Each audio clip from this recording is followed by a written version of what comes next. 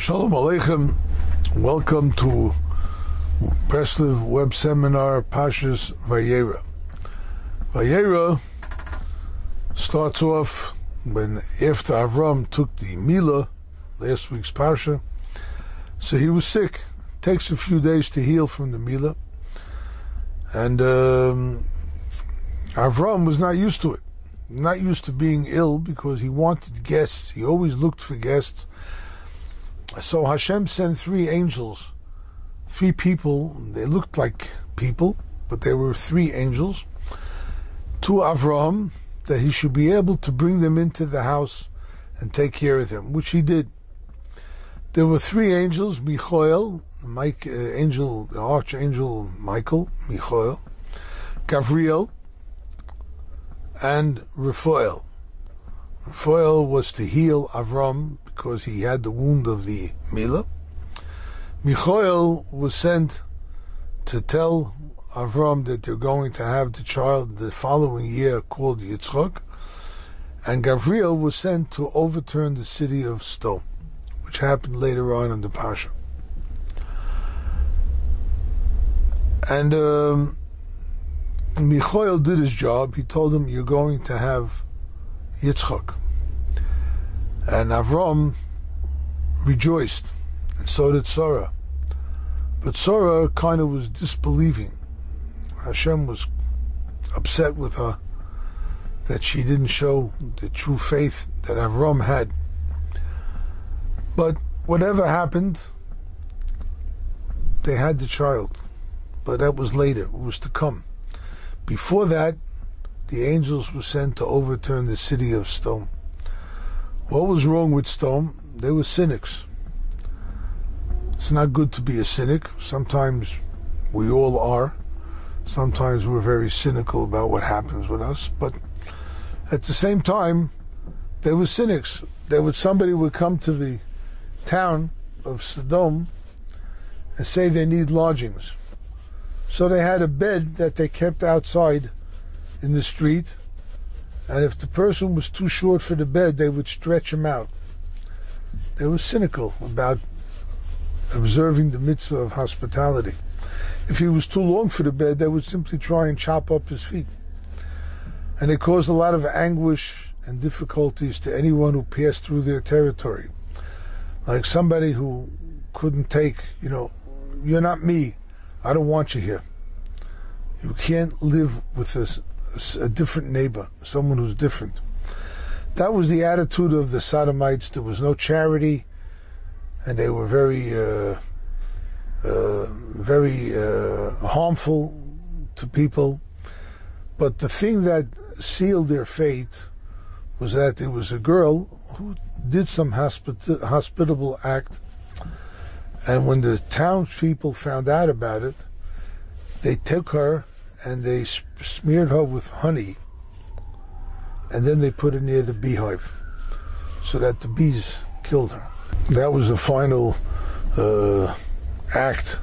evil act of theirs, in which they deserved death. Their city was overturned. The angels came, they took Lot took them in, Lot took the angels in. They looked like people. He served them. They told him, okay, we're here to save you. And they pulled him out of the city in time. They pulled him out. The famous story of Lot's wife turned into a pillar of salt because she went around the whole night telling the townspeople that we have guests and I need salt. So the Talmud says she was turned into the pillar of salt, because whatever a person does, he usually gets paid back in kind. Anyway, Lot ran to the hills, and he thought that the entire world was destroyed. So did his daughters. And he went into a cave, and he found a bottle of wine, right? Of all the things to find in a cave, you find a bottle of wine, or a casket of wine, whatever it may be. And he drank the wine, he got drunk. And his daughters enticed him, and he slept with his daughters, and he had two nations, Moab and Ammon. Moab is like from my father, that was the eldest daughter, and the other one is Ammon from me, from within us. Those are the two tribes that were fathered by Lot. Though he was wicked, right? He didn't think that his wickedness would turn into incest, but he did it. And that's how these two nations who became bitter enemies of the Jews later on, and they're the ones who helped in the destruction of the temple and whatnot. All this from being saved because of the merit of Avraham. So you never know how life is going to turn out. You always have to worry about, wonder. No good deed is ever unpunished. That's what the folk saying is. No such thing as a good deed going unpunished. So Avram's merit saved Ammon and Moab, saved Lot and his daughters, and they came out with enemies of the Jews and whatnot. And that's the way it's been throughout all of history. But the parsha then ends on a most incredible note.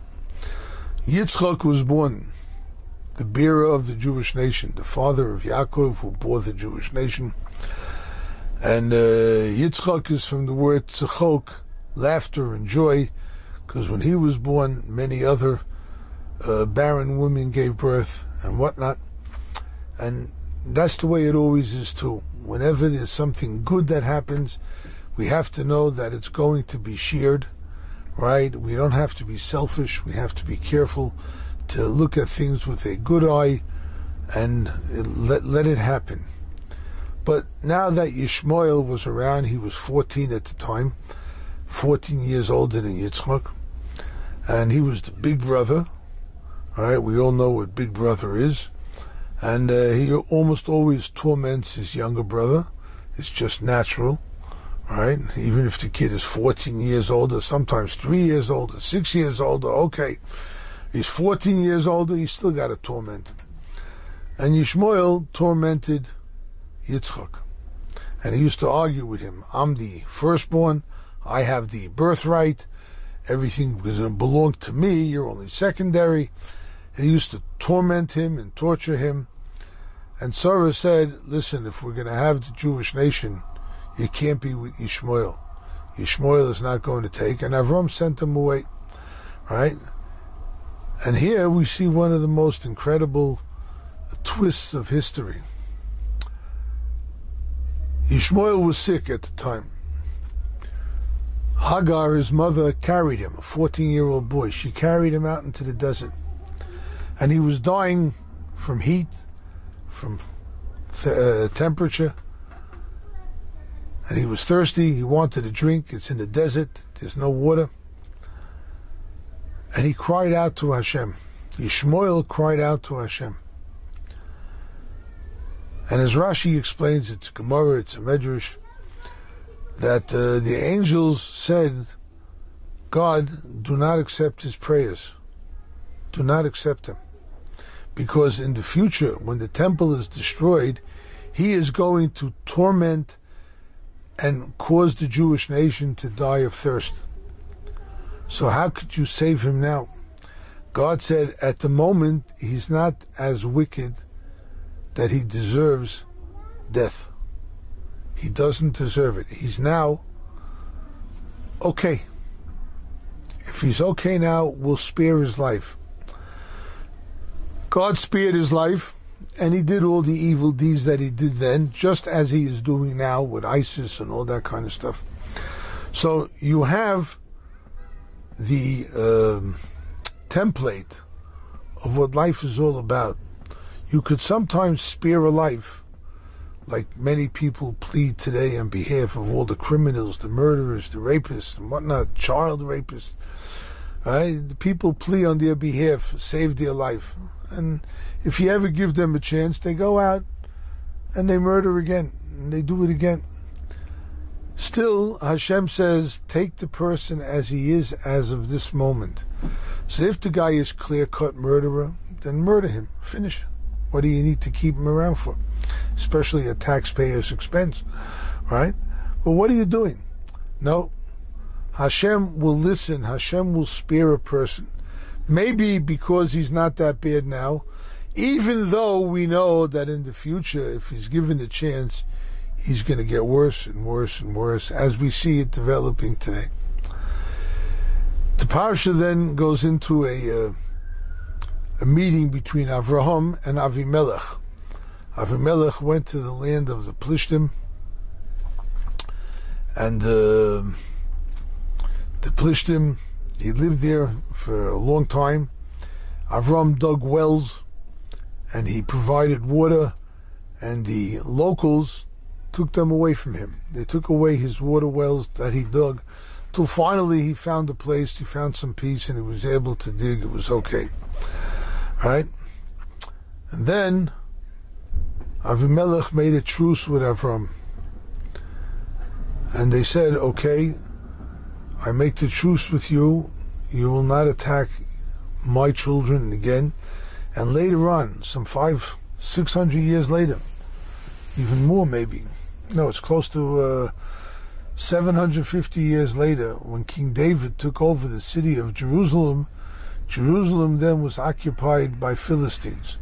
Because of the covenant between Avraham and Avimelech, some 750 years earlier, King David did not directly attack Yerushalayim.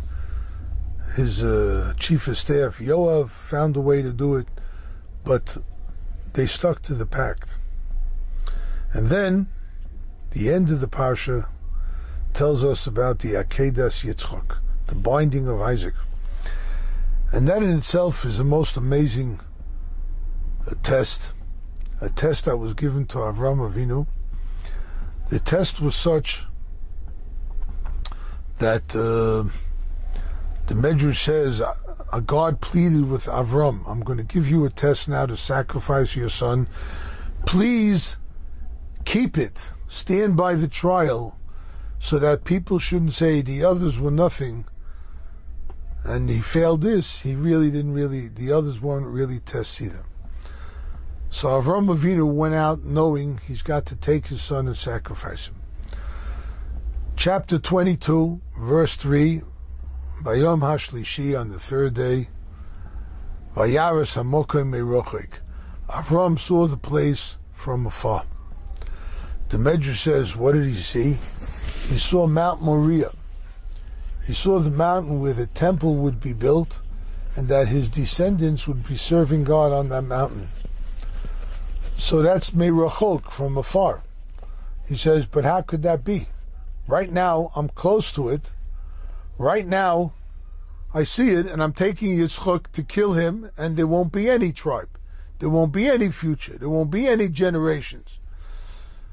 And that, Reb Nosson writes in the Likutei Halachos, was one of the greatest tests that Avram Avinu ever faced.